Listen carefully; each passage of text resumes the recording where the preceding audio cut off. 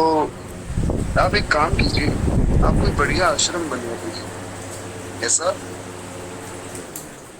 एक भाव प्रकट किया और स्वामी श्री राम सुखदास जी महाराज के शिष्य ने, उन्होंने कहा आप एक बढ़िया आश्रम बनवा लीजिए, एक गौशाला बनवा लीजिए। आश्रम में बढ़िया लोग रुकेंगे, गौशाला में गौ सेवा होगी। तो आपके कहने पे तो लोग बना भी देंगे, आपका इतना प्रभाव है। स्वामी जी ने बड़ी प्यारी बात कही। स्वामी जी ने कहा कि भैया ऐसा है, हम हैं साधु, हमारा काम नहीं है गौशाला बनवाना, मंदिर बनवाना। ये तुम गृहस्थों का काम है। हमें मत फंसाओ इस जंजाल में। क्योंकि एक बार जिस व्यक्ति के पास पैसे आ गए, उसके मन में लोभ आ जाएगा। चाहे वो पैसे भगवान की सेवा के लिए क्यों ना हो, लेकिन लोभ आ जाता है। इसलिए उस ब्राह्मण ने भगवान से प्रार्थना तो की कि भगवान मुझे आप कुछ पैसे दे दीजिए, मैं आपकी सेवा पूजा में लगाना चाहता हूँ। पर भगवान समझ गए कि अगर मैं इनको पैसे दे दूंगा तो ये भटक जाएंगे। इतने अच्छे भक्त हैं, इनका मैं अकल्याण नहीं चाहता हूँ। तो भगवान ने सोचा इनको मैं शिक्षा दूंगा। अब हुआ क्या कि वे ब्राह्मण जो जंगल से निकल रहे थे, अपना यज्ञ आदि करने के लिए लकड़ियां लेकर आ रहे थे, तो उन्हें एक प्रेत दिखाई दिया। प्रेत सामने प्रकट हो गया, ब्राह्मण डर गए। तो उस प्रेत ने कहा कि देखो भैया ऐसा है, आप डरो मत, मैं आपको मारने के लिए नहीं आया हूँ, मैं तो आपके कल्याण के लिए आया हूँ। बोले अच्छा, मेरा कल्याण? मेरा कैसे कल्याण होगा? बोले देखो आपको धन की आवश्यकता है। ब्राह्मण बोले धन की आवश्यकता तो है भैया। तो बोले जहां आप खड़े हैं, यहाँ एक पेड़ है, इस पेड़ के नीचे जो है खूब खजाना गड़ा हुआ है। किसी राजा का खजाना था, राजा तो अब मर गया, राज्य ही खत्म हो गया। तो खजाना आप ले जाओ, उसकी रक्षा मैं करता हूँ, बदले में आप मुझे कुछ दे देना। ब्राह्मण बोले क्या चाहिए बदले में, बताओ। तो बोले बदले में मैं बस इतना चाहता हूँ कि आपने आज तक जो निष्काम भाव से सेवा पूजा की, उसका फल आप मुझे दे दो। ब्राह्मण सोच में पड़ गए। ब्राह्मण ने कहा कि एक प्रेत धन धान्य को छोड़कर मेरी निष्काम भाव की पूजा का फल मुझसे मांग रहा है। इसका मतलब तो ये है कि निष्काम भाव से की गई सेवा पूजा, इनका फल जो है विशेष है, इनकी महिमा विशेष है। तभी तो ये सब कुछ छोड़कर मुझसे मेरी निष्काम भाव से की गई सेवा का फल मांग रहा है। तो ब्राह्मण ने कहा कि नहीं भैया, वो फल तुम आपको नहीं दूंगा। तो बोले ऐसा करो, आपने जितनी सेवा अभी तक की है उसका आधा फल दे दो। ब्राह्मण ने मना कर कि नहीं, आधा भी नहीं है। बोले चलो आधा नहीं तो ऐसा करो, एक साल में जितनी सेवा की, एक साल का फल दे दो। बोले नहीं, वो भी नहीं मिल। तो अब ब्राह्मण ने सोचा कि भाई एक साल फल तो वैसे मैं दे सकता हूँ, पर उन्होंने सोचा कि चलो देखते हैं कहाँ से जाके ये प्रेत जो है बात को बढ़ाएगा। देखे निष्काम भाव से की गई सेवा का क्या महत्व है। तो उस प्रेत ने कहा कि चलिए आप एक बात को रखते हैं, आप यहाँ से सारा खजाना ले जाओ और आपने एक महीने की सेवा की, आप एक महीने की सेवा की फल दे। ब्राह्मण ने कहा कि नहीं, वो भी नहीं। तो उसने कहा कि 24 घंटे की सेवा का फल दे दो। बोले 24 घंटे की सेवा का फल दे दो। तो बोला कि महाराज कुछ मत करो, आप ऐसा करो, 1 घंटे का आपने जो सेवा की उसका फल दे दो। बोले वो भी नहीं मिलेगा। ब्राह्मण ने कहा कि अगर तुम और कुछ मांगना चाहते हो तो मांग लो, सेवा की महिमा में समझ गए हो, तुम्हारी कृपा से मुझे समझ आ गया कि निष्काम भाव से की गई सेवा वही भगवान को प्रिय है, और उसका फल मैं तुम्हें नहीं दूंगा। हाँ, मैं तुम्हारे कल्याण के लिए भगवान से प्रार्थना करूंगा कि तुम्हें प्रेत योनि से मुक्त हो जाओ और तुम्हें जो है भगवान का दान मिले, ऐसी मेरी प्रार्थना है, पर सेवा का फल नहीं दे पाऊंगा।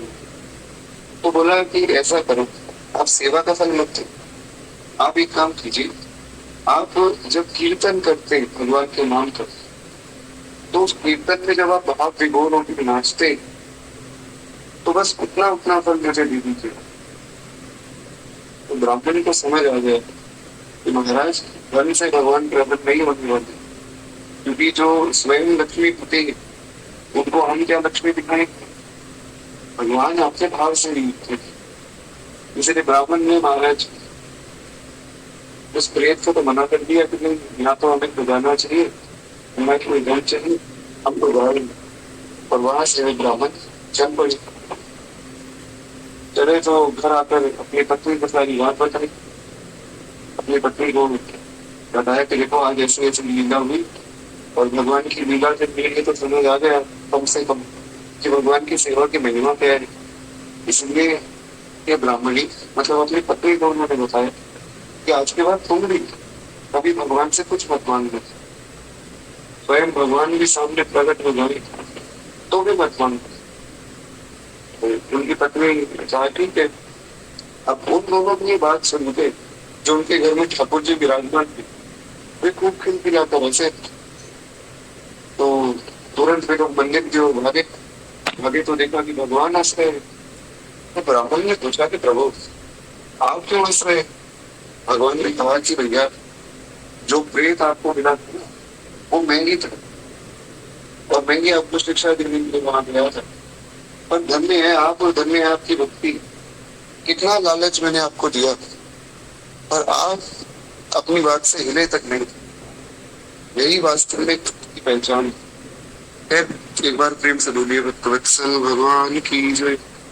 तो कहने का आशय ये कि काम जो हो रहा है उसके पीछे भाव क्या है वो बहुत आवश्यक है।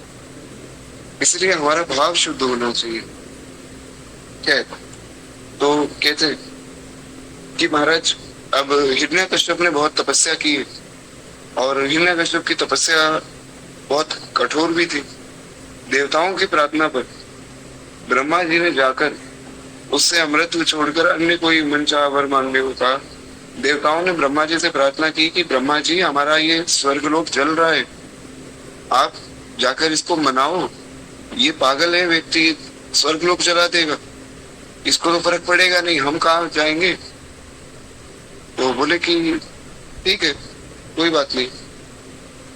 ब्रह्मा जी पहुंचे। ब्रह्मा जी ने कहा कि भैया कोई बात नहीं, आप निश्चिंत हो जाओ, आपकी जो तपस्या है वो सफल हो गई। आप मांगो, क्या मांगना चाहते हो? उसने कहा कि मुझे अमर कर दीजिए। ब्रह्मा जी ने कहा कि भैया अमर तो मैं खुद ही नहीं हूँ, मेरी भी मृत्यु हो जाएगी, तुम्हें कहाँ से कर दूंगा, और कुछ मांग लो। तो उसने कहा कि मैं चाहता हूँ कि आपके बनाए हुए किसी भी प्राणी से मेरी मृत्यु न हो। ब्रह्मा जी ने कहा ठीक है तथास्तु। देवता घबरा गए। देवताओं ने कहा कि भैया सबको भगवान इन्होंने ब्रह्मा जी ने ही तो बनाया है, सारी सृष्टि ब्रह्मा जी कर रहे हैं, तो सबको बनाया ब्रह्मा जी ने। अब राम रूप में भगवान आते, कृष्ण रूप में आते, वामन रूप में आते, तो एक तरह से देखा जाए तो मनुष्य है भगवान, मतलब मनुष्य के रूप में आए। अगर यही वरदान दे देंगे कि मेरी बनाई हुई सृष्टि में कोई तुम्हें मार ही ना सके, तो भगवान मनुष्य रूप धारण करके भी इसको नहीं मार पाएंगे। ये क्या कर दिया ब्रह्मा जी ने? तो ब्रह्मा जी ने कहा अच्छा और मांगो। उसने कहा कि भीतर बाहर, दिन में ना रात में, आपके बनाए हुए प्राणियों के अतिरिक्त और किसी भी जीव से, अस्त्र शस्त्र से, पृथ्वी में या आकाश में कहीं भी मेरी मृत्यु ना हो। अब क्या हुआ कि हिरण्यकश्यप थोड़ा चालाक निकला। उसने कहा कि ब्रह्मा जी आपने ये वरदान तो दे दिया कि मेरे बनाए हुए कोई भी प्राणी तुम्हें ना मार सके, पर मैं जानता हूँ कि जो आपके भगवान है विष्णु भगवान, ये बड़े कौतुकी ठाकुर है महाराज, छोटी छोटी बात को पकड़ते हैं। तो आपके बनाए हुए प्राणी को छोड़कर बाकी में किसी जीव से जो है मेरी मृत्यु ना हो, यानी कि बाकी जितने जीव जंतु हैं कोई मुझे ना मार सके। ब्रह्मा जी ने कहा ठीक और मांगो। तो बोला ना भीतर मार सके, ना बाहर मार सके, ना घर में मार सके, ना बाहर मार सके, ना धरती पे मार सके, ना आकाश में मार सके, ना अस्त्र से ना शस्त्र से मेरी मृत्यु ही ना हो। वो बोले ठीक है, तो युद्ध में कोई मेरा सामना ना कर सके। ब्रह्मा जी ने कहा ठीक है, मैं समस्त प्राणियों का एक छत्र सम्राट बनूं। ब्रह्मा जी ने कहा ठीक है। कहते इत्यादि प्रकार से समस्त लोकपाल, जैसी आपकी महिमा है वैसी ही मेरी महिमा हो। मतलब जितने भी देवता आदि हैं, उनमें जैसी आपकी महिमा है वैसी मेरी महिमा हो। ब्रह्मा जी ने कहा ठीक है भैया, वो भी हो जाएगी, और मांगो।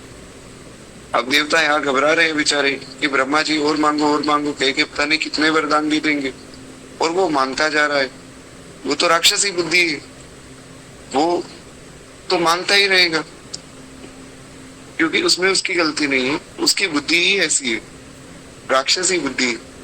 तो कहते हैं कि तपस्वियों और योगियों और योगेश्वरों की जो अक्षय ऐश्वर्य प्राप्त है वही मुझे प्राप्त हो जाए। जो लाखों लाखों साल तपस्या करके ऐश्वर्य लोगों को प्राप्त होता है ना, वो मुझे प्राप्त हो जाए। ब्रह्मा जी ने कहा एवं वस्तु, तुम्हारे सारे वरदान सफल होंगे। ब्रह्मा जी कहकर चले गए, और हिरण्यकश्यप जो है अपनी चतुराई पर बड़ा ही प्रसन्न हो गया। वो तो महाराज हंसने लग गया कि आज मैंने ब्रह्मा जी को ठग लिया। ब्रह्मा जी खुद भी घबरा गए कि ये मैंने इतने सारे वरदान तो दे दिए, अब इसको मारेगा कौन। तो ब्रह्मा जी ने कहा कि प्रभु आपकी लीला है, आप ही जानो, आप ही समझो, अब किस प्रकार इसको मारना है, इसको खत्म करना है, आप ही देखो। तो भगवान पर छोड़कर ब्रह्मा जी निश्चिंत हो गए महाराज। तो कहते कि उनके ना चाहने पर भी मैंने युक्ति से जो है अमृतत्व का वरदान ही ले लिया, ऐसा हिरण्यकश्यप को लग रहा है। ये जीवन का स्वभाव, जीव का स्वभाव है। वह अपनी चतुराई से, चतुरानन की कौन कहे, भगवान को भी धोखा देने में समर्थवान है। यही है आसुरी बुद्धि। जो राक्षसी बुद्धि है ना, उससे जो है व्यक्ति को ये लगने लग जाता है कि मेरे माता पिता तो मूर्ख हैं। आजकल आप देखिए, किसी व्यक्ति से कुछ पूछे तो वो पहली बात यही कहते हैं कि अरे माता पिता जो हमारे ये पुराने जमाने के, इनको क्या पता। यही राक्षसी बुद्धि है। राक्षसी बुद्धि सबसे पहली बात आपको ये समझाती है कि आपके माता पिता मूर्ख हैं, आपका भला नहीं चाहते, तो व्यक्ति माता पिता के विरुद्ध हो जाता है। फिर वो ये समझाते हैं कि जितने संत साधु हैं ये सब ढोंगी पाखंडी हैं, तो अब जो शिक्षा देने वाले थे उनको ढोंगी पाखंडी कह दिया। और फिर जो अंत में राक्षसी बुद्धि का प्रभाव ये होता है, व्यक्ति सोचता है अरे भगवान कुछ भी नहीं है, भगवान जैसी कोई चीज नहीं, जो हूं मैं हूं। तो इसलिए जो है हमें सत्संग करते रहना चाहिए। सत्संग के प्रभाव से ऐसी उल्टी सीधी बातें मन में नहीं आती। खैर, एक बार प्रेम से बोलिए भक्त वत्सल भगवान की जय। तो इस प्रकार जो हिरण्यकश्यप महाराज सोच रहा था कि मैं तो भगवान को भी धोखा दे सकता हूँ। कहते वैसे ही हिरण्यकश्यप ने भी अपनी समझ से जो है मृत्यु का दरवाजा बंद कर लिया था, किंतु भगवान ने जब चाहा भूल ही लिया। भगवान तो भगवान है, वे तो लीला करेंगे। तो कहते हैं कि महाराज वे प्राप्त कर उसने संपूर्ण दिशाओं, तीनों लोकों तथा देवताओं, असुर, नर, गंधर्व, गरुड़, सर्प, सिद्ध, चारण, विद्याधर,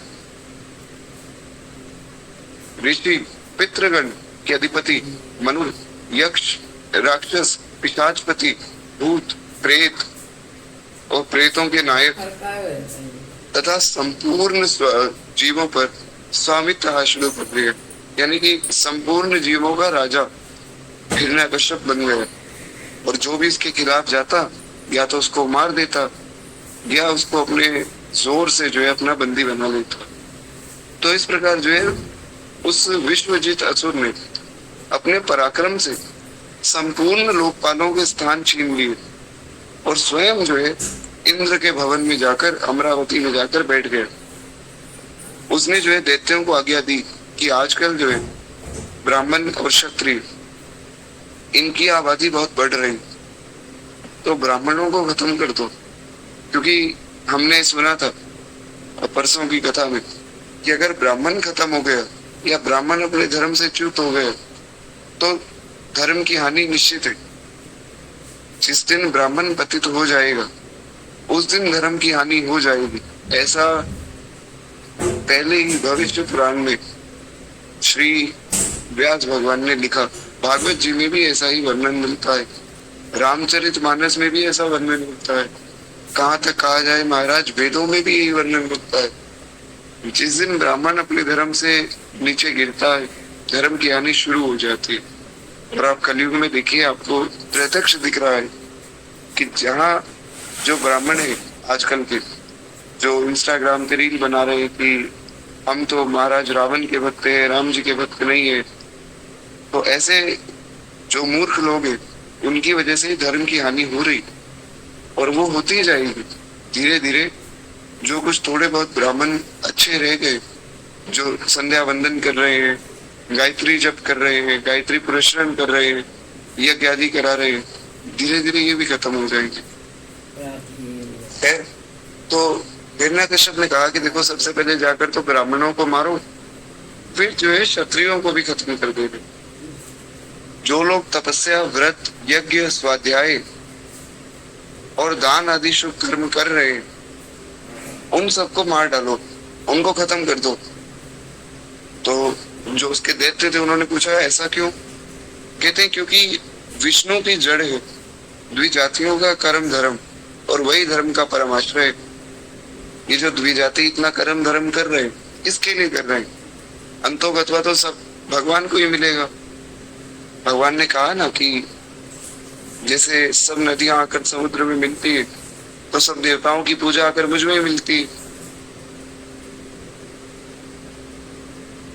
अन्य देवता भक्ता यजन्ते श्रद्धान्विता, भगवान ने गीता जी में 16वें अध्याय में कहा, तेपि मामेव कौन्तेय यजन्ते अविधि पूर्वकम। ये श्लोक की संख्या तो मुझे याद नहीं, शायद श्लोक 23वां है 16वें अध्याय का शायद। तो इसमें भगवान क्या कह रहे हैं? अन्य देवता भक्ता यजन्ते श्रद्धयान्विता। अर्जुन, जो अन्य देवताओं के भक्त हैं ना, चाहे वो खूब श्रद्धा से उनकी भक्ति करते हो, वास्तव में वो मेरी ही भक्ति कर रहे हैं अविधि पूर्वक। उनको लग रहा है कि उस देवता की पूजा हो रही, लेकिन उस देवता के रूप में मेरी पूजा हो रही। तो अंतोगत्वा तो सब कुछ भगवान नारायण को ही मिलेगा। तो महाराज हिरण्यकश्यप ने कहा कि देखो, ये जो ब्राह्मण है, क्षत्रिय है, इनको मार डालो, क्योंकि जो व्रत कर रहा है, जो तपस्या कर रहा है, इन सब का फल अंत में जाके विष्णु को मिलेगा, और विष्णु भगवान और ताकतवर हो जाएंगे इसको पाकर। तो जड़ को ही खत्म कर दो। कहते दैत्यों ने जाकर वैसा ही किया, परंतु जहाँ त्रैलोक्य में इस प्रकार धर्म का नाश किया जा रहा है, वहां हिरण्यकश्यप के खुद के पुत्र प्रहलाद जी जन्म से भगवत भक्त थे। प्रहलाद जी तो महाराज प्रहलाद जी के जन्म की भी कथा जो है भागवत जी में प्राप्त होती है कि जब प्रहलाद जी गर्भ में थे, तो उनकी माता कयाधु जो है नारद जी से प्रार्थना करती थी कि आप मुझे कुछ कथा सुना दीजिए। तो नारद जी जो है कथा सुनाते थे, और जैसा कि कल भी मैंने आपको बताया था कि एक बालक के जीवन पर सबसे ज्यादा प्रभाव उसकी माता का होता है। इसलिए माता को गर्भ धारण करने के समय में बहुत ध्यान रखना चाहिए। वे क्या देख रही है, क्या खा रही है, क्या कर रही है, उसका सीधा प्रभाव गर्भ में बैठे बच्चे पर पड़ता है। और उसके बाद जैसा आचरण माता करती है, वैसा ही वो बालक करता है।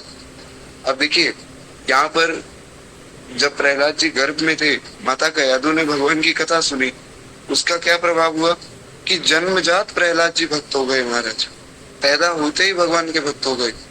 और आजकल जो माताएं हैं, वे क्या कर रही, वे फोन चला रही हैं। एक तो महाराज अभी मेरे सामने की बात है, 2-3 दिन पहले मैंने देखा कि रास्ते में एक कोई माता जी अपने छोटे बच्चे को साथ में लेकर चल रही थी और फोन चला रही थी। तो वो बच्चा वो जिद करने लगा कि मुझे भी फोन दो। भरे बाजार में माता ने थोड़ा मना कर दिया कि नहीं, फोन यहाँ तो नहीं मिलेगा। वो रोने लग गया, वो सड़क पर ही लेट गया कि मुझे फोन चाहिए। अंतोगत्वा उसकी माता ने उसको फोन दिया, तब जाकर वो शांत हुआ। तो ये कैसा प्रभाव बच्चों पर पड़ रहा है। अब इनका भविष्य कैसा होगा, सोचकर भी डर लगता है कि फोन के लिए बच्चे सड़कों पर लेट रहे हैं, भरे बाजारों में माता पिता को तंग कर रहे हैं। तो कहने का आशय ये है कि अगर संतान को कुछ सिखाना है तो उसके लिए माता की बहुत विशेष भूमिका है, पिता की भी है, पर माता से ज्यादा नहीं। माता की भूमिका बहुत विशेष है। खैर, जैसा कि कल हमने रावण की कथा भी सुनी, तो रावण को रावण बनाया किसने?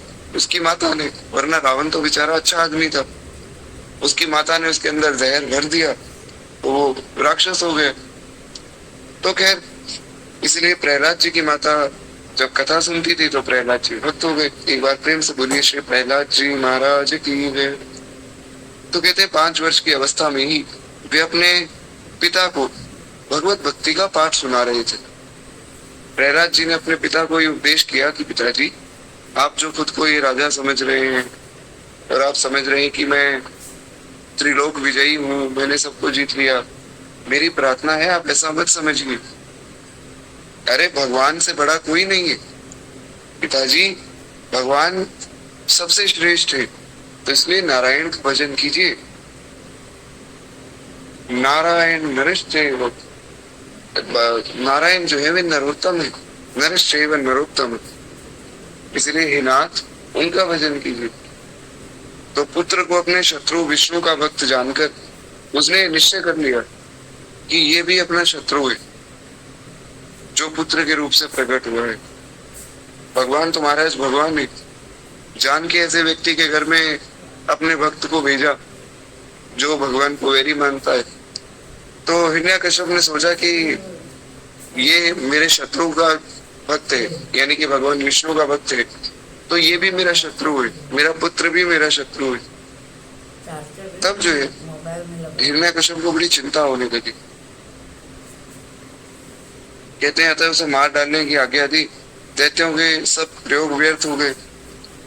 दैत्यों ने खूब प्रयोग किए महाराज, कभी सांप के कमरे में बंद कर दिया, कभी हाथी के पांव के नीचे प्रहलाद जी को लेटा दिया। छोटे से 5 वर्ष के प्रहलाद जी है, नारायण नारायण कर रहे हैं और हाथी ने पांव रख दिया, कुछ हुआ ही नहीं महाराज। अंत में इतना जो है हिरण्यकश्यप गिर गया कि उसने प्रहलाद जी की माता को कहा कि मेरी आज्ञा है, अगर तुम जो है पतिव्रता नारी हो तो जाओ, मेरी आज्ञा है, अपने पुत्र को जहर दे दो। माता कयातु ने कहा कि स्वामी, मैं अपने पुत्र को जहर कैसे दे दूं? तो हिरण्यकश्यप ने कहा कि अगर तुम पतिव्रता नारी हो तो मेरी बात मानोगी। तो माता कयातु ने अपने धर्म को बचाने के लिए अपने पुत्र को जहर दिया। सोचिए उस माँ पर क्या बीत रही होगी। पर हालांकि भगवान के भक्त का हित थोड़ी होता है, भगवान के भक्त का अहित हो ही नहीं सकता है। प्रहलाद जी को कुछ नहीं हुआ महाराज, जहर पी गए, आनंद से नारायण नारायण करने लग गए। तो कहते हैं कि हिरण्यकश्यप बहुत घबरा गया कि इस पर तो सब प्रयास व्यर्थ जा रहे। तो उसने जो है उन्हें बड़े बड़े मत वाले हाथियों से कुचलवाया, विषधर सांपों से डसवाया, कृत्या राक्षसी उत्पन्न करा के प्रहलाद जी को खा ले ऐसी भी प्रतिज्ञा की। एक राक्षसी उत्पन्न की, एक कृत्या उत्पन्न की और कृत्या को कहा कि मेरे पुत्र को खा जाओ। वो कृत्या भी नहीं खा पाई महाराज। कहते हैं पहाड़ों से नीचे गिरा दिया, पहाड़ों पर ले जाकर प्रहलाद जी को धक्का दे दिया और शंबरासुर से अनेकों प्रकार की माया का प्रयोग करवाया। शंबरासुर जो है बड़ा ही मायावी असुर था, इससे बहुत प्रकार की माया का प्रयोग भी करवाया कि किसी प्रकार कोई माया चल जाए, प्रहलाद मर जाए। विष दिलवाया, जो कथा मैं आपको सुना चुका हूँ। दहकती आग में प्रवेश कराया, ये कथा तो खैर सभी जानते हैं। समुद्र में डुबा दिया, इत्यादि अनेक उपाय किए, पर प्रहलाद जी का बाल भी बांका नहीं हुआ महाराज। और पूरी भागवत उठाकर पढ़ लीजिए, ये जो प्रहलाद जी का प्रसंग है ना, आप पूरी भागवत उठाकर पढ़िए। भागवत जी में कहीं एक श्लोक ऐसा नहीं है जिसमें प्रहलाद जी ने एक बार भी प्रार्थना की हो कि हे नाथ मेरी रक्षा करो, हे नाथ मैं आपका हूँ। प्रहलाद जी ने कुछ नहीं कहा। प्रहलाद जी ने कहा प्रभु मैं आपका हूँ, आप मेरे, आप मारना चाहें मरवा दीजिए, आप बचाना चाहें तो बचा लीजिए। प्रहलाद जी ने बोला ही नहीं कि मेरी रक्षा करो। और ये 5 वर्ष के प्रहलाद जी हैं। वे इतने समझदार हैं, इतने भक्ति में आगे बढ़ चुके कि वे भगवान से कुछ नहीं मांग रहे। और हमने परिचय में भी सुना था, भगवान प्रार्थना कर रहे हैं कि प्रहलाद कुछ मांगो, तो प्रहलाद जी कह रहे हैं कि बस मेरी मांगने की इच्छा खत्म हो जाए, ऐसी कृपा करें। ये किस चीज का प्रभाव है? ये प्रभाव है नारद जी जैसे प्रामाणिक सदगुरु से भगवान की कथा सुनने का। केवल कथा सुनते थे माँ के गर्भ में, और तब तो प्रहलाद जी के कान भी पूरे तरीके से विकसित नहीं हुए होंगे। उस समय जो माता ने कथा सुनी उसका प्रभाव ऐसा हुआ। तो प्रहलाद जी कोई साधारण भक्त नहीं है महाराज। खैर, एक बार प्रेम से बोलिए श्री प्रहलाद जी महाराज की जय। तो कहते हैं गुरु पुत्रों की जो काम की शिक्षा देने लगे। गुरु पुत्रों की जो है सलाह से वे वरुण पास से बांधकर रखे जाने लगे। कहीं भाग जाएं तो गुरु पुत्र जो है इन्हें अर्थ धर्म और काम की शिक्षा देने लगे। हुआ क्या कि प्रहलाद जी भगवान का भजन करते और हिरण्याकश्यप को ये पसंद नहीं थी बात। अब ये बात जो मैं आपको बता रहा हूँ ये नरसिंह पुराण में, तो इसका वर्णन यहाँ नहीं है, इसका वर्णन नरसिंह पुराण में मिलता है। हुआ क्या कि हिरण्याकश्यप ने सोचा ऐसा करते हैं कि इनको जो है ट्यूशन लगा दिया जाए। पहले के समय में ट्यूशन वगैरह तो होती नहीं थी, गुरुकुल ही था। तो राक्षसों के तो गुरुकुल होंगे नहीं, क्योंकि राक्षसों के गुरुकुल में धर्म की शिक्षा नहीं देते, वहां अर्थ और काम दो की शिक्षा दी जाती थी। तो नाम तो मुझे याद नहीं आ रहे। नरसिंह पुराण में जो है प्रहलाद जी के दोनों गुरुओं के नाम भी दिए। दो राक्षसों को हिरण्याकश्यप ने बुलाया और कहा कि इसको ले जाओ, ये मेरा पुत्र है, और इसको सिखाओ, इसको अर्थ और काम की शिक्षा दो और मेरी महिमा बताओ ताकि ये मेरी पूजा में लगे। उन दोनों राक्षसों ने कहा कि ठीक है, जैसी आपकी आज्ञा हम वैसा ही करेंगे।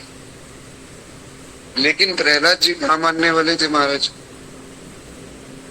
अब देखिए, एक बड़ी विशेष बात ये है, वो ये कि राक्षसों के गुरुकुल में धर्म की शिक्षा नहीं दी जाती थी, केवल ये शिक्षा दी जाती थी कि काम का भोग कैसे करें और अर्थ कैसे कमाएं।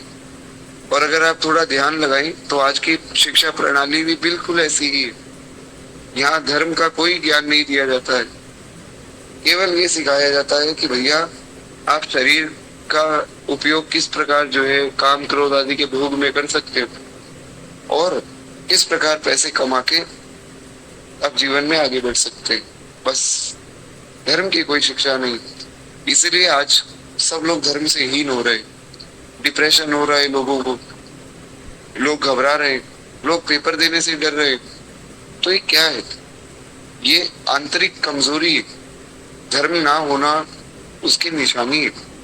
खैर, तो कहते हैं कि महाराज प्रहलाद जी को जो है गुरुकुल में भी लेके गए।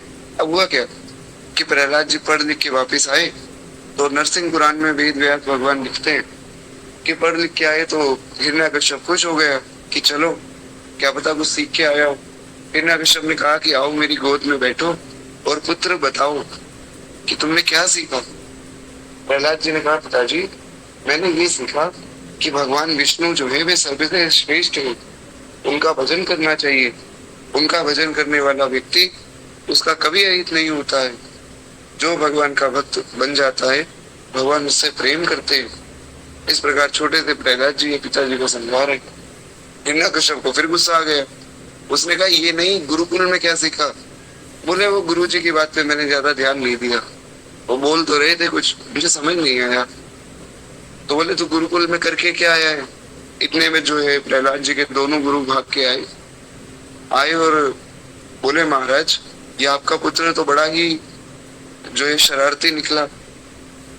तो हिरण्याकश्यप ने कहा कि क्यों ऐसी क्या शरारत कर दी प्रहलाद ने? बोले ये हमसे पढ़ा नहीं, ये तो पहली शरारत। दूसरी शरारत ये, इसको जो कुछ हमने सिखाया इसने कुछ भी नहीं सुना। और तीसरी बात सबसे जरूरी ये कि इसने जो बाकी राक्षसों के बच्चे थे जो हमसे पढ़ते थे उनको भी भगवान का भक्त बना दिया। ये जाकर उनको भी शिक्षा देकर आया है कि भैया भगवान का भजन करो। वो सब अब बैठे कीर्तन कर रहे हैं, हरि शरणम हरि शरणम हरि शरणम हरि शरणम हरि शरणम हरि शरणम हरि शरणम हरि शरणम इत्यादि प्रकार से वे सब बैठकर भगवान के नामों का कीर्तन कर रहे और एक ही धुन लगाए बैठे, श्रीमन नारायण नारायण नारायण भजमन नारायण नारायण नारायण राम नारायण कृष्ण नारायण शिव नारायण नारायण नारायण लक्ष्मी नारायण नारायण नारायण सब में नारायण सबके नारायण सब कुछ नारायण नारायण नारायण भजमन नारायण नारायण नारायण पूरे भक्तवत्सल भगवान की जय।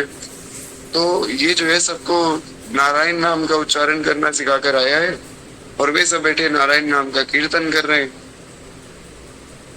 तो अब किस प्रकार हम इसको समझाएं? तो सुनते ही हिरण्यकश्यप को और गुस्सा आ गया, उसने फिर वही चालें चलना शुरू कर दी। तो इस प्रकार नरसिंह पुराण में भी एक कथा प्राप्त होती है और नरसिंह पुराण में एक दो कथाएं और बड़ी सुंदर है, पर क्या समय का थोड़ा हमारे पास अभाव है, तो कभी समय मिलेगा तो मैं आपको वो भी सुनाऊंगा विस्तार में। बहुत सुंदर कथाएं नरसिंह पुराण में ध्रुव जी के चरित्र पे भी खूब चर्चा की गई और अन्य जो नरसिंह भगवान के भक्त थे उन पर भी हम चर्चा करेंगे। खैर, तो एक बार प्रेम से बोलिए श्री नरसिंह भगवान की जय। तो कहते हैं कि यहाँ पर जो बालकों को भगवत स्वरूप के बारे में बताकर सहपाठी असुर बालकों को भी भगवान का भक्त बना दिया। ये देखकर पुरोहित ने जाकर सब हाल हिरण्यकश्यप को कहा। हिरण्यकश्यप का शरीर क्रोध से जो है थर कांपने लगा और उसने जो है प्रहलाद को अपने हाथ से मार डालने का निश्चय किया। तो जो है उसने सोचा कि अब मैं प्रहलाद को अपने हाथ से मारूंगा। उन्हें बुलाकर बहुत डांटा झिड़का, पूछा कि तू किसके जो है बल पर मेरी आज्ञा का विरोध कर रहा है, किसके बल पर इतना उछल रहा है। प्रहलाद जी ने जो है उसे सर्वात्मा सर्वशक्तिमान भगवान के स्वरूप का उपदेश किया। अच्छा, एक बात है कि प्रहलाद जी यहाँ पर महाराज अपने पिता का अपमान नहीं कर रहे। हालांकि गोस्वामी जी ने विनय पत्रिका में लिखा, तजो पिता प्रहलाद विभीषण बंधु भरत माता। गोस्वामी जी ने कहा कि प्रहलाद ने अपने पिता को त्याग तो दिया। प्रहलाद जी मन से यही मानते थे कि नारायण ही मेरे पिता हैं, पर अपमान नहीं किया। ऐसा ना हो कि हम अपने माता पिता का ही अपमान कर दे। आजकल लोगों में बड़ी एक बुरी आदत है, जब भी कोई प्रश्न आता है एक ही बात लोग लिखते हैं कि प्रभु जी हमारे घर में मैं तो डिवोटी हूँ, बाकी सब नॉन डिवोटी। ठीक है, आप भगवान के भक्त हैं, खूब अच्छी बात है, पर ये बात कहना कि बाकी सब तो भगवान के भक्त है ही नहीं, ये ठीक नहीं। कौन भगवान का भक्त है कौन नहीं है ये आप या मैं तय नहीं करेंगे, ये भगवान तय करेंगे। और दूसरी बात, अपने माता पिता का अपमान किसी भी अवस्था में नहीं करना। अगर आपके माता पिता आपको भजन करने से रोकते हैं तो उन्हें समझाइए कि भजन के मार्ग में जो आगे बढ़ता है उसको रोकने वाले व्यक्ति को हजारों सालों तक नरक में जो है कष्ट भोगना पड़ता है, हजारों सालों तक उसको कष्ट भोगना पड़ता है। तो ऐसा मतलब उन्हें अपने माता पिता को आप समझाइए कि देखिए मुझे भगवान का भजन करने दीजिए, लेकिन इसका ये मतलब नहीं कि आप उन्हें जो है भला बुरा करें। प्रहलाद जी ने एक बार भी अपने पिता को कुछ गलत नहीं कहा, वे तो भगवान की महिमा बताते रहे। उन्होंने कहा कि पिताजी आप भगवान का भजन कीजिए, मैं उनके ही बल पे आपको कह रहा हूँ। यही बात रावण ने पूछी हनुमान जी से कि किसके बल पे तू इतना उछल रहा है। तो हनुमान जी ने कहा कि जाके डर अति काल डेराही, जो सुर असुर चराचर खाई। रावण जी, जिनके डर से जो है काल भयभीत हो जाता है, जिनकी आंख का अगर एक इशारा हो जाए तो काल थर थर कांपने लग जाता है, जो सारे संसार को अपने मुख में चबा जाते, मैं उन भगवान का आश्रित हूँ। तो ऐसा एक निश्चय होना चाहिए भक्त के मन में कि जैसे ही वो अपने स्वामी का वर्णन करे, भगवान की शरणागति का वर्णन करे, तो एक मन में निश्चय आना चाहिए कि हाँ, हम भगवान के हैं, हमारा अहित हो ही नहीं सकता है। पूज्य श्री प्रेमानंद बाबा, उनकी बात बड़ी अच्छी लगती कि वे सबको यही शिक्षा देते हैं कि भैया तुम भगवान के अंश हो, तुम शेर के बच्चे हो, तुम्हारी गर्जना में बहुत शक्ति होनी चाहिए, शेर की तरह दहाड़ो। तो खैर कहते कि अच्छा ये बता कि तेरा जगदीश्वर कहाँ है।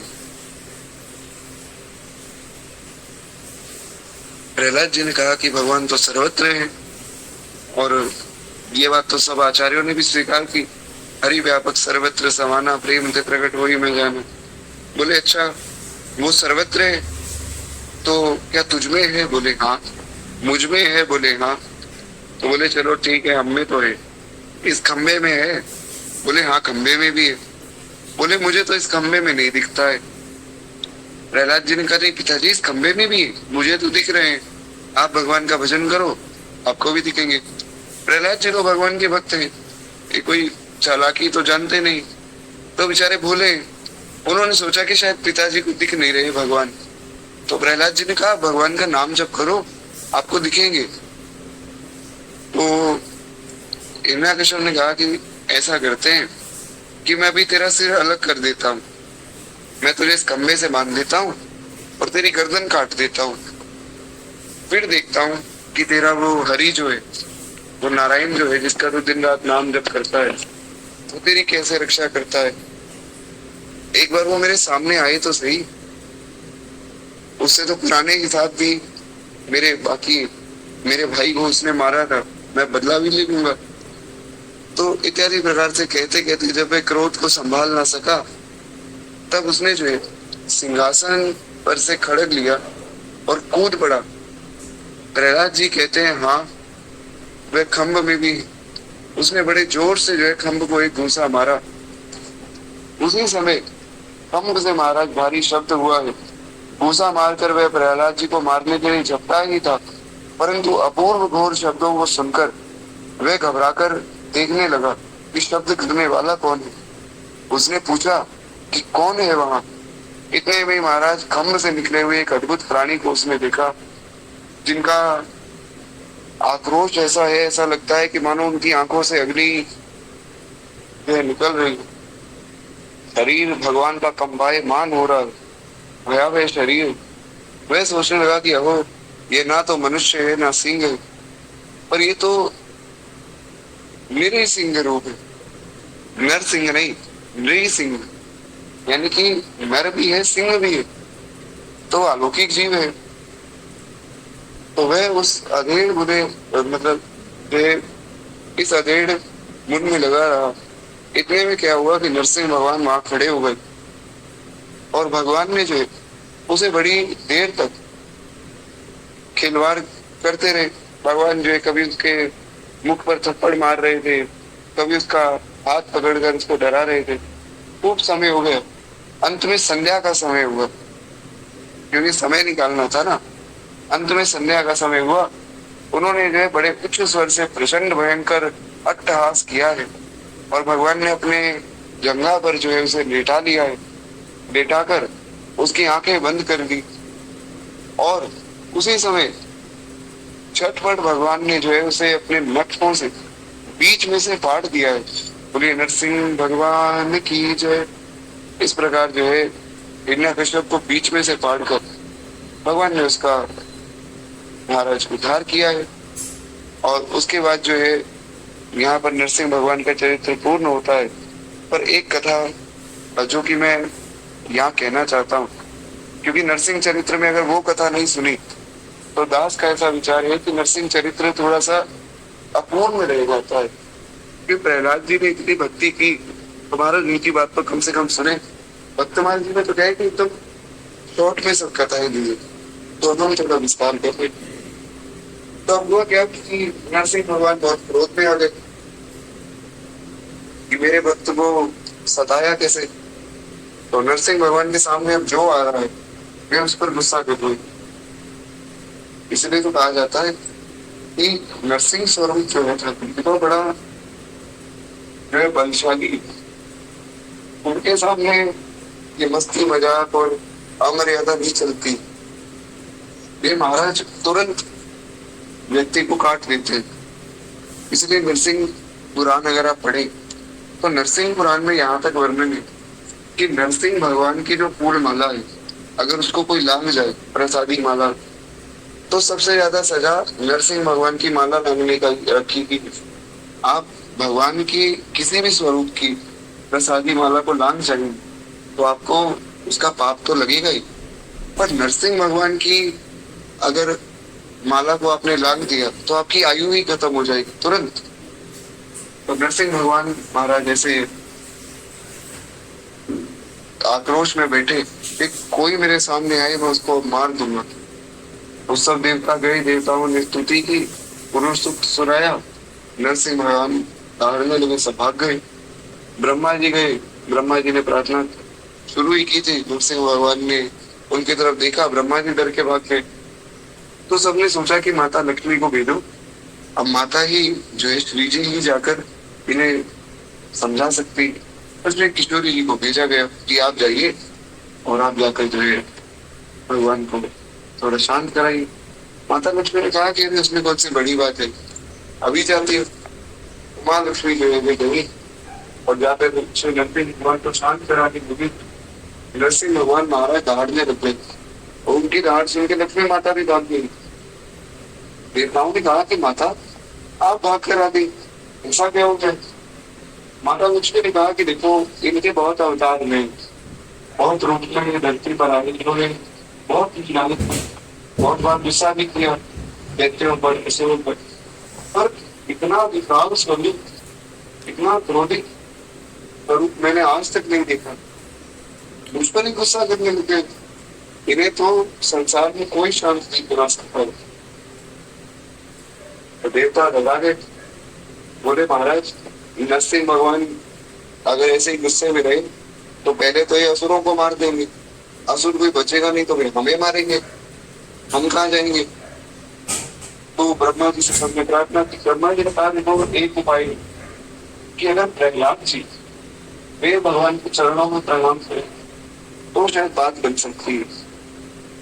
तो देवताओं ने कहा कि जब लक्ष्मी माता के उन्होंने भगत थे तो प्रहलाद जी तो बेचारे 5 वर्ष के बालक है, इन्हें क्यों फंसाते हो। पर ब्रह्मा जी ने कहा यही अंतिम उपाय करके देख लेते।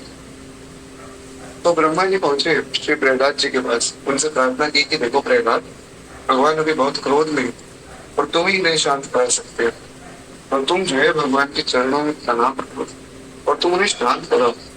ब्रह्मा जी की आज्ञा से ऊपर रख के श्री प्रहलाद जी महाराज चले और प्रहलाद जी भगवान के चरणों में दंडवत प्रणाम करते। नरसिंह भगवान क्रोध में जो कंपायमान हो रहा है उनका शरीर, तो उन्होंने देखा कि मेरे पाँव में शायद किसी ने फूल रख दिया कमल का। प्रहलाद जी छोटे से 5 वर्ष के तो हैं, 5 वर्ष का एक बालक, उसका हाथ कितना ही बड़ा होगा, छोटा सा हाथ है और वो भी बहुत कोमल हाथ होता है छोटे बच्चे का। तो प्रहलाद जी का हाथ बड़ा कोमल है। जब उसका स्पर्श हुआ तो नरसिंह भगवान को लगा कि शायद किसी ने मेरे चरणों में फूल रखा है कमल का। तो वे झुककर देखने लगे, देखा तो महाराज छोटे से प्रहलाद जी अपने छोटे छोटे हाथों से भगवान के चरणों में प्रणाम कर रहे और दंडवत प्रणाम कर रहे। नरसिंह भगवान का सारा क्रोध शांत हो गया। प्रहलाद जी को अपनी गोद में भगवान ने उठाया है, उठाकर प्रहलाद जी ने खूब लाड दुलार किया। खूब प्रहलाद जी पर महाराज अपनी अपने वात्सल्य की वर्षा की है। भगवान वात्सल्य की सिंधु। ऐसा कोई ना सोचे कि भगवान क्रोधित होकर देवताओं को मारने लग जाएंगे या ऐसा कुछ। ये तो केवल एक लीला है। भगवान राक्षसों की तरह नहीं है कि क्रोध में आ गए तो पता ही नहीं लग रहा है कि क्या हो रहा है। आज भी आप देखें कि राक्षसी स्वभाव होता जा रहा है लोगों का। क्रोध में किसको क्या बोल देते हैं पता ही नहीं लगता है, अंत में पछताते हैं। पर भगवान ऐसे नहीं है।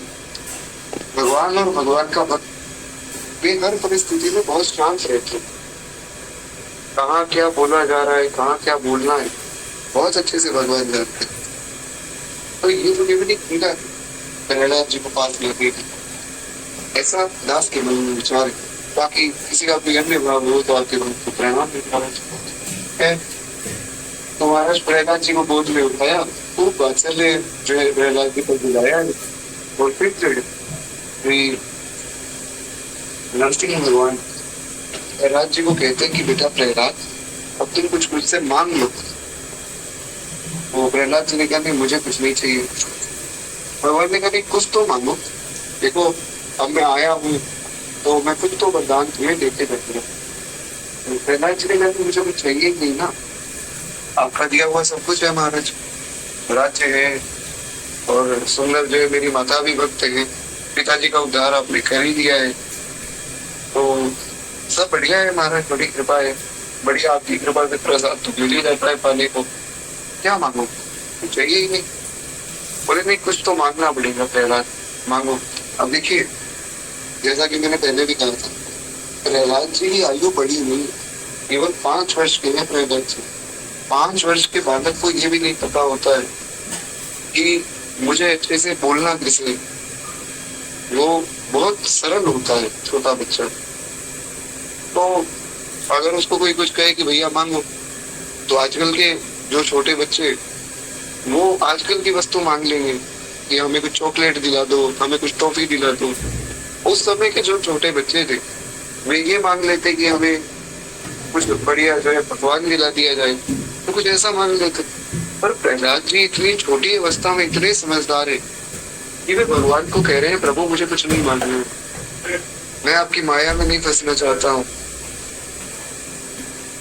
आपकी माया बड़ी भयावह है, ये नाथ मुझे इस माया से दूर ही रखिए। तो भगवान ने कहा नहीं, मेरी माया का कोई प्रभाव तुम पर नहीं पड़ेगा, तुम कुछ मांगो। प्रहलाद जी ने कहा नहीं प्रभु, जो आपसे कुछ मांगता है उस व्यक्ति के अंदर फिर जो है लोभ आ जाता है, फिर वो लोभ जो है मुझे प्रेरित करेगा कि मैं और भी मांग। तो इस प्रकार फिर मैं आपसे मांगता ही चला जाऊंगा, भजन साधन छूट जाएगा। तो आप अगर कुछ देना चाहते हैं तो इतनी कृपा कीजिए कि मुझे कुछ मत दीजिए। भगवान ने बहुत प्रार्थना की, तो फिर अंत में प्रहलाद जी ने मांगा है। अब क्या सुंदर मांग होती है। प्रहलाद जी ने कहा कि मेरे मन में जो कामना है उसका जो बीज है वो ही खत्म कर दो आप। मैं बस इतना चाहता हूँ कि मेरे मन में जो कामना का बीज है, यानी कि मांगने की अगर कभी जीवन में इच्छा भी हो तो वो इच्छा ही खत्म कर दो। अभी तो कुछ नहीं चाहिए, पर बीज ही खत्म हो जाएगा तो मैं कभी कुछ नहीं मांग पाऊंगा। ये बहुत ऊंची बात है, बहुत ज्यादा ऊंची बात है। काम क्रोध आदि जो विकार है ये व्यक्ति के अंदर से कभी नहीं जाते। क्यों? क्योंकि आपने मान लीजिए इन पे विजय पा ली, फिर भी इनका जो बीज है जिससे ये काम क्रोध आदि उत्पन्न होते वो मनुष्य के अंदर ही रहता है। क्यों रहता है? क्योंकि शरीर ही काम से बना है, तो वो बीज नहीं जा सकता है कभी। वो जा सकता है तो केवल कोई सच्चे सदगुरु संत की कृपा से ही जाएगा, या बहुत लंबे समय तक भजन करने से ही जाएगा। तो प्रहलाद जी ने क्या मांगा है, कितनी अद्भुत वस्तु मांगी। यदि जराशीष के कामान वरासन तव वर्धजव कामानां गिरिज संहारो भवंस्तु प्रणय वरम। हे नाथ, मुझे कुछ चाहिए ही नहीं और आज के बाद मैं आपसे कभी कुछ मांगू ही नहीं, ऐसा वरदान दो। मेरे अंदर जो कामना है उसका जो बीज है वो खत्म हो जाए, मेरे अंदर चाहत ही ना रहे, ऐसा वरदान दीजिए। हे प्रभु, मुझे कुछ नहीं चाहिए। आप बस अपना सुंदर दर्शन देते रहें और मैं जो है आपकी सेवा करता रहूं। मेरी तो बस इतनी सी एक आपसे प्रार्थना है। इस प्रकार श्री प्रहलाद जी जो है भगवान से प्रार्थना करते हैं और बड़ा अद्भुत श्री प्रहलाद जी का चरित्र है। एक बार प्रेम से बोलिए श्री नरसिंह भगवान की जय, श्री प्रहलाद जी महाराज की जय। अब जो है वाणी को हम विश्राम देंगे और केवल 2 मिनट जो है भगवान की श्री भक्तमाल जी की हम आरती करें।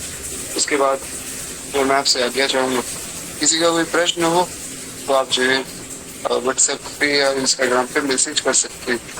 खैर एक बार प्रेम से बोलिए भगवान की जय। इस धन्य नाभा